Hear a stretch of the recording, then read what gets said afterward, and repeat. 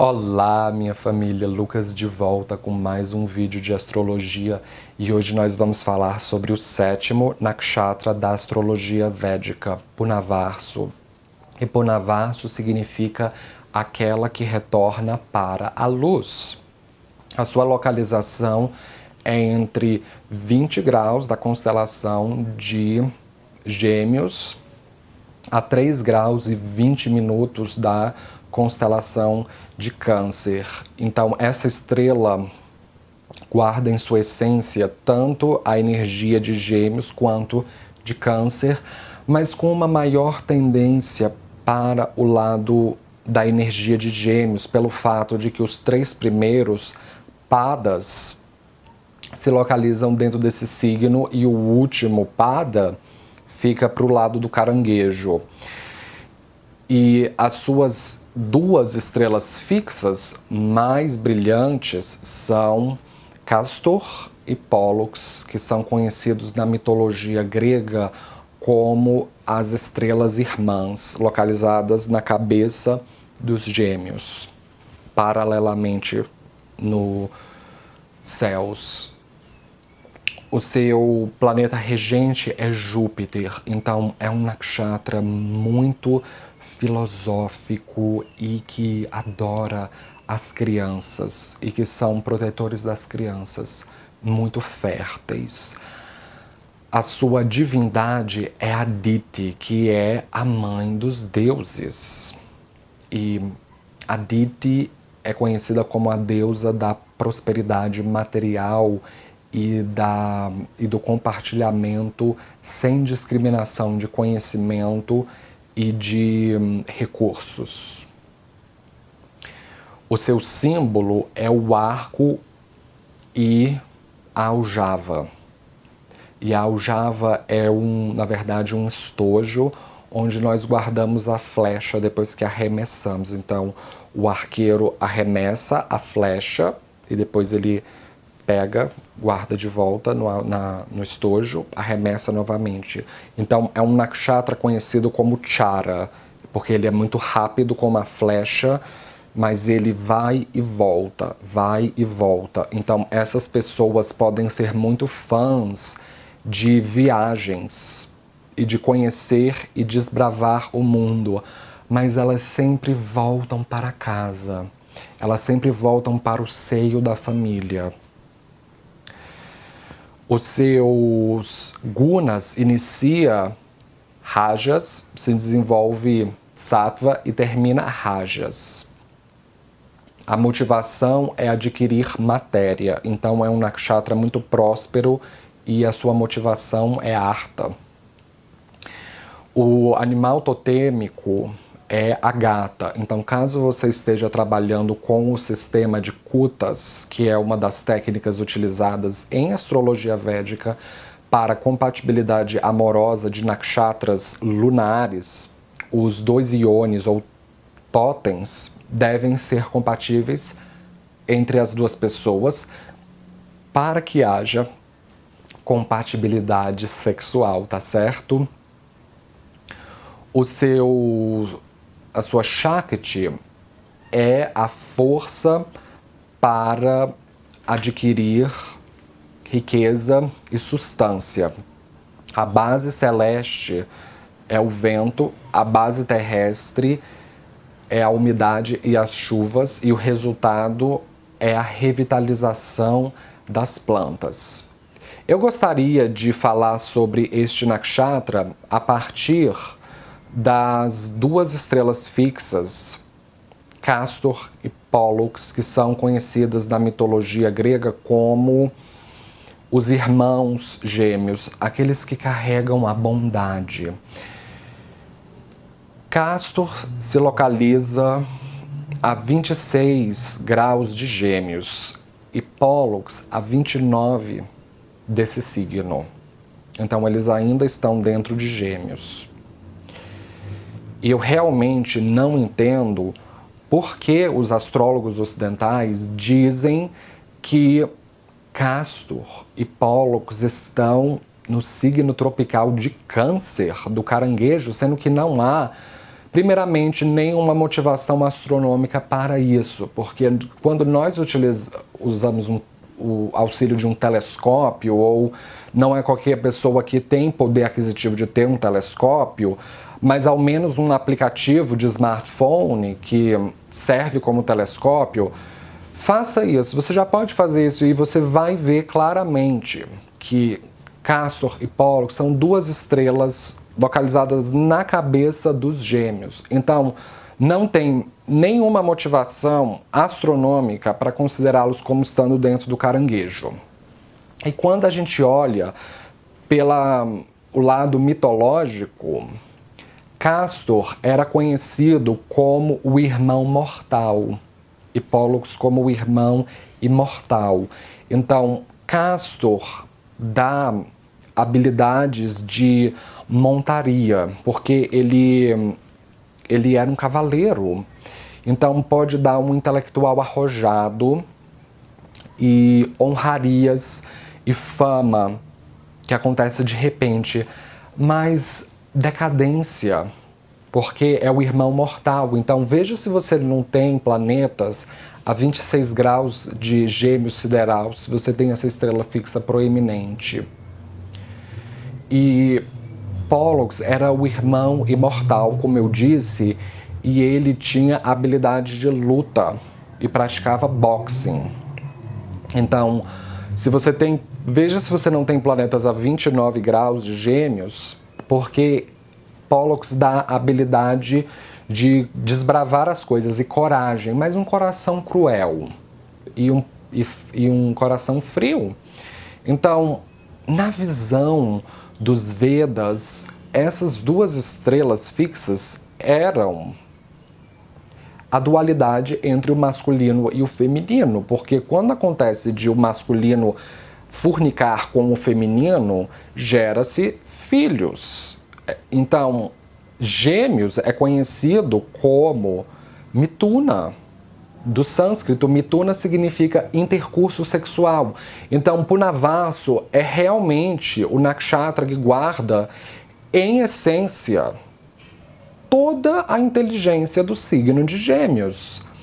Porque essas pessoas precisam intercambiar informações, mas elas são extremamente sexuais, ainda como nos outros nakshatras, tanto de Gêmeos quanto de Touro, mas elas são mais apegadas ao seio familiar. Elas precisam ficar e construir uma família. Elas são amantes de crianças e elas querem ter filhos. Pelo fato de que a deusa Aditi é quem guarda afinidade com essa estrela. E Aditi era conhecida como a mãe dos deuses. E ela tinha o dom da prosperidade material e de compartilhar todo o seu conhecimento e de toda a sua prosperidade. Então ela não tinha fronteiras, ela tinha o poder de unir as pessoas. Aditi era a mãe dos 12 Adityas, e os Adityas são as 12 encarnações do Sol, que são os 12 meses do ano.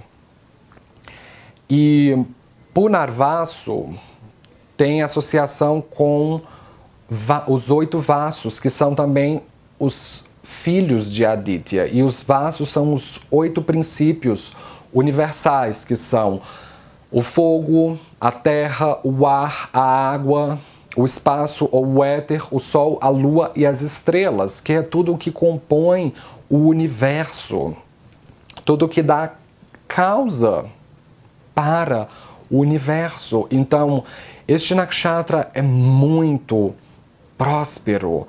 Então, essas pessoas, elas têm o poder de retornar à luz. Então, elas não têm sombra. É um nakshatra que não tem um lado macabro, que não tem um lado sombrio. Porque em Ardra, nós vimos que ocorria as tempestades que rompiam a unidade do universo, porque era a maneira que a mãe natureza tinha de filtrar a natureza da poluição e dos dejetos causados pelo homem. Então, precisava ter um rompimento da ordem natural das coisas, mas quando a tempestade passa, as plantas se revitalizam, a natureza se revitaliza. Então, as pessoas com essa estrela forte, elas têm o poder de se revitalizar muito rápido perante um trauma ou um choque. Então, é aquela pessoa que você olha assim e fala, nossa, esse cara passou por tanta coisa que eu duvido que ele consiga sair dessa. Daqui, ou ele vai para um psiquiatra, ou ele vai ficar viciado em Rivotril. E quando você menos espera, o cara, um mês depois, está com um novo emprego, novas roupas, numa nova filosofia de vida. Aí você olha assim e fala, como essa pessoa conseguiu se reinventar tão rápido? Então, essas pessoas conseguem se reinventar muito rápido e elas chamam a atenção das outras pessoas por causa dessa qualidade.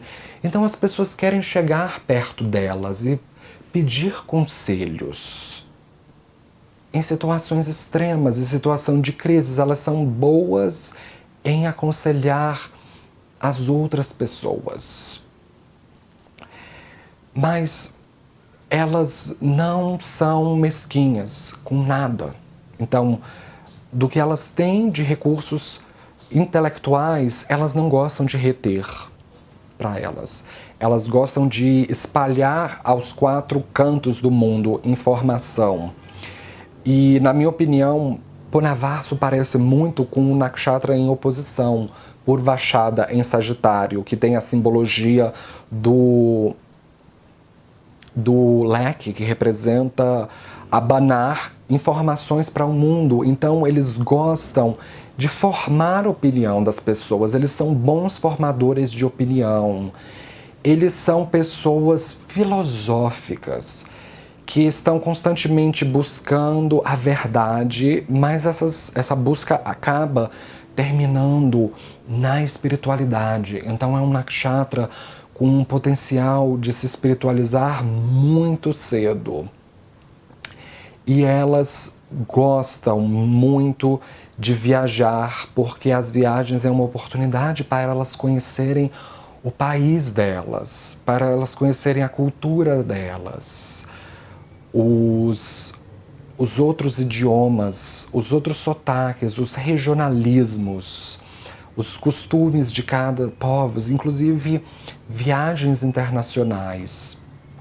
Então, eles gostam de estar sempre se movimentando, mas eles sempre retornam para o seio da família. E eles precisam dessa segurança.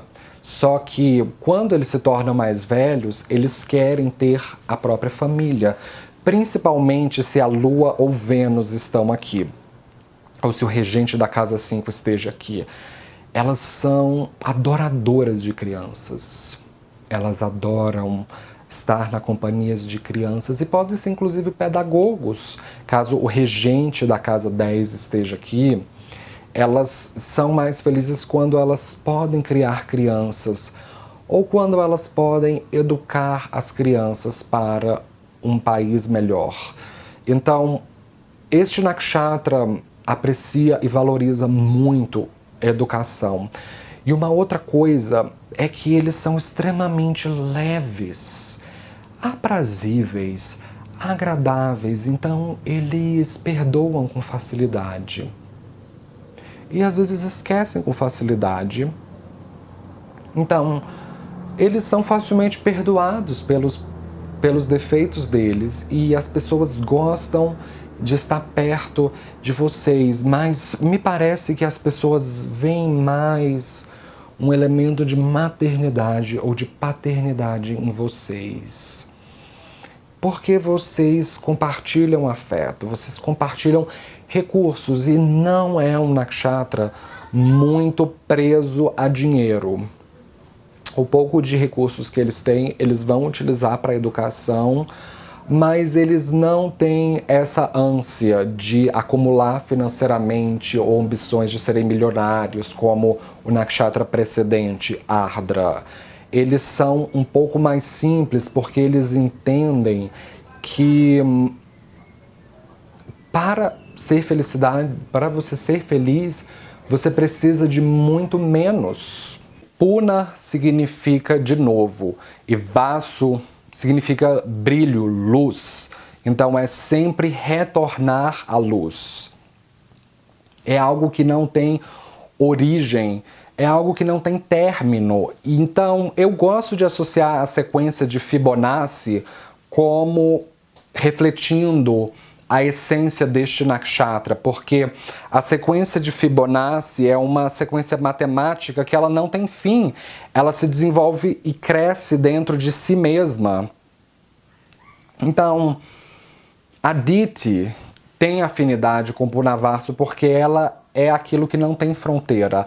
O próprio nome Aditi significa aquilo que não tem fronteira, aquilo que cobre tudo, que é o ventre do universo, que gera o universo, a mãe dos deuses, a mãe do universo. Então ela tem recursos ínfimos. E era Brahma quem utilizava esses recursos ínfimos para criar a humanidade e os animais.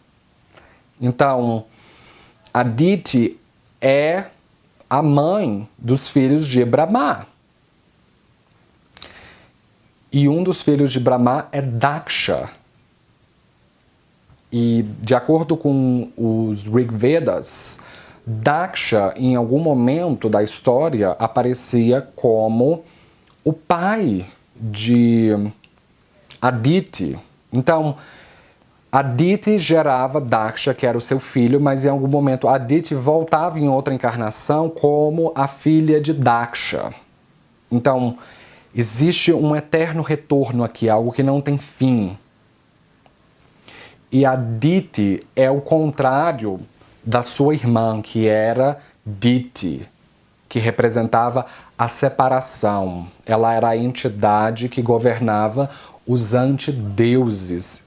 Então, na visão dos Vedas, os antideuses, na verdade, representavam a separação, o divórcio, a desintegração.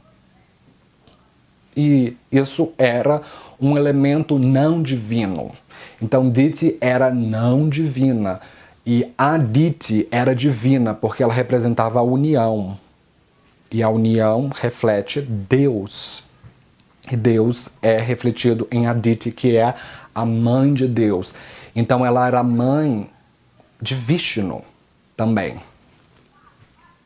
E dos avatares de Vishnu, que são os 12 Adityas, as 12 encarnações do Sol, que são os princípios universais. E existe uma linda história dentro do Śrīmad Bhagavatam que narra sobre o nascimento de Vishnu como o avatar Vamana. Porque dentro de Punavarsu havia a história desse demônio chamado Bali, que era uma entidade que habitava os infernos. E Bali foi quem conquistou o reino dos deuses. E esse reino era governado por Indra. Então Indra havia perdido a sua soberania pelo demônio Bali. Só que Aditi queria recuperar essa soberania. E ela sabia como. Ela tinha que dar um filho. E esse filho seria a criança que iria derrotar Bali. Então ela chegou para o seu marido Kashyapa e falou assim: Kashyapa, eu preciso que você me dê um filho. E Kashyapa disse: você deve meditar para Vishnu. E assim ela fez. Então Vishnu reencarnou no seu avatar Vamana, através do ventre de Aditi. Então, ele primeiramente havia nascido lindo, preto e com 4 braços e uma roupa toda dourada. Mas aí ele foi se transformando neste anãozinho, que era um estudante devoto e muito espiritual chamado Vamana. Mas havia um motivo por que ele se transformou nesse anãozinho. Porque ele agora podia entrar no palácio dos demônios, sendo que o líder era Bali. E quando ele entrou no palácio de Bali, Bali ficou muito impressionado com a espiritualidade de uma criança que ainda era muito inocente e não tinha experiência. E Bali falou: eu vou te dar tudo, porque eu tenho todos os mundos, eu conquistei tudo, eu tenho todos os recursos, o que você quer que eu te dê? E Vamana, que era Vishnu, falou: eu só quero que você me dê 3 passos de terra. Uma terra que tivesse o tamanho de 3 passos. E Bali falou assim: ué, mas um pedaço de terra que tivesse o tamanho de 3 passos de um anãozinho é um quadradinho ridículo e insignificante. Mas você, que é uma criatura tão espiritualizada e que tem tão pouca experiência, merece muito mais do que só 3 ridículos passinhos de terra. Eu vou te dar mais. Então, Bali chegou e disse assim: porque quando a pessoa está numa busca muito espiritual, ela deve resistir aos prazeres da matéria. Então ele recusou qualquer regalia mais ambiciosa ou extravagante de Bali. E Bali falou assim: ok, eu vou conceder o seu pedido.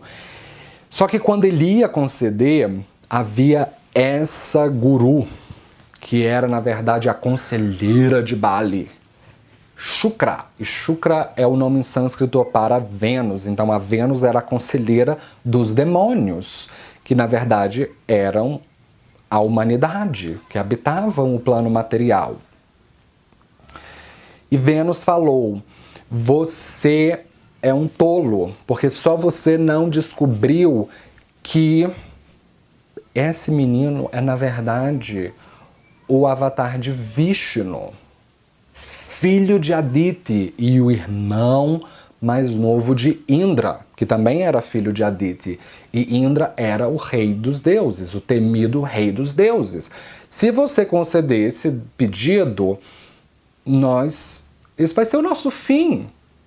Mas Bali não deu ouvidos às advertências de Vênus. Então Vênus ficou muito irritada e saiu. Então Bali concedeu os seus 3 passinhos de terra. E quando Vamana, o menino, que era Vishnu, deu o primeiro passo, ele conquistou a terra. Quando ele deu o segundo passo, ele conquistou os céus. Conquistou tudo. Então, foi aí que Bali se voltou diante de Vishnu e disse: você é Vishnu. Você representa a cabeça dos deuses, o Deus Supremo. E qualquer punição que você vai deferir contra mim vai ser justa. E eu vou aceitar como justa. E não era ironia, não era ironia. E Vishnu ficou muito tocado com a humildade do rei dos demônios, do líder dos demônios. Não era uma atitude típica. Então, como uma forma de justiça, Vishnu chamou Garuda. Garuda era a sua ave. Então, Vishnu constantemente é representado sobrevoando em cima dessa águia, Garuda. E Garuda levou esse demônio Bali para Sutala, que era um planeta distante, um reino distante. Mas por que ele fez isso? Porque ele não poderia ser destruído nem morto, conquistado, nem nada. Ele ficaria nesse reino e lá, um dia, ele iria se tornar o rei dos deuses. Olha que interessante. Bali, que era o rei dos demônios, por tanta humildade a Vishnu, ele foi indulgente e falou assim: você vai esperar lá em Sutala e um dia você vai se tornar o rei dos deuses. Essa história se repete no nakshatra Shravana, que fica lá para dentro das redondezas de Capricórnio. Então, essa história de Vishnu como o avatar Vamana que surgiu do ventre de Aditi fala tudo sobre perdoar os demônios, que representa a humanidade. Então, isso reflete a capacidade dessas pessoas de perdoar as pessoas e de esquecer os problemas, de esquecer as diferenças e às vezes trazer o inimigo e entender que o inimigo pode contribuir com as suas qualidades, ao invés de perder tempo em separação. Então, eu vejo que as pessoas com esse nakshatra proeminente têm a capacidade de reunir as pessoas para que elas desempenhem uma tarefa com eficiência. Mas não é só de reunir as pessoas, mas de reunir pessoas que têm ideias antagônicas, que têm visões religiosas diferentes, que são inimigos. E fazer com que elas esqueçam a inimizade por um instante para desempenhar aquele papel que é mais importante, aquele projeto que vai oferecer muito à humanidade. Então isso é uma coisa linda, você realmente ter a capacidade de fazer com que as pessoas esqueçam as diferenças para trabalharem em equipe. E uma outra coisa que a história sobre Aditi revela é a rivalidade entre irmãos. Porque Aditi tinha a sua irmã Diti. Enquanto Aditi era a deusa, era a mãe dos deuses, Diti era a mãe dos antideuses ou dos demônios. Mas ambas eram casadas com Kasyapa, que era o marido das duas.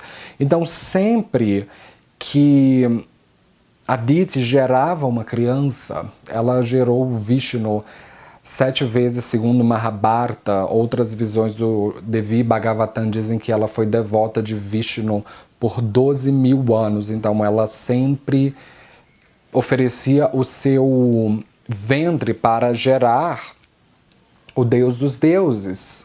Ou algumas outras versões dizem de ela ser a mãe de Shri Krishna, que é um dos avatares de Vishnu. Então ela sempre gerava filhos poderosos, filhos que realmente eram os líderes dos deuses. Isso gerava uma inveja e o recalque de Diti, da sua irmã. Então ela sempre pedia a Kashyapa que desse um filho tão poderoso e tão influente quanto o da sua irmã. Só que em algum momento ela amaldiçoava os filhos de sua irmã Aditya, dizendo que sempre que você tiver um deus, eu vou gerar um antideus que vai conquistar o reino dos deuses. Mas acabava que os deuses reconquistavam a sua soberania. Então, este nakshatra ele fala sobre um eterno retorno, sobre ciclo.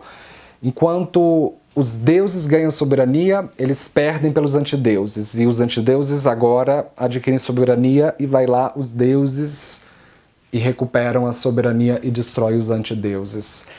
Então, eu acho que a sequência de Fibonacci fala muito sobre o que este asterismo significa. Então, a mente dessas pessoas é como a sequência de Fibonacci. Elas estão constantemente expandindo o conhecimento, constantemente expandindo as suas filosofias, a sua cultura. E a única coisa que parece impedi-las de estudarem, de aperfeiçoarem, de fazerem cursos é a morte. Então, são aqueles eternos estudantes. São aqueles que são eternos alunos e professores, porque eles têm um grande prazer em constantemente unir e expandir. Com isso, eu gostaria de fechar. Se você é novo aqui no canal, não esqueça de se inscrever, de dar um joinha embaixo da tela. Eu posto vídeos sobre nakshatras toda semana. Esteja sempre ligado para você não perder nada e, como sempre, nos vemos na próxima com mais novidades. Obrigado!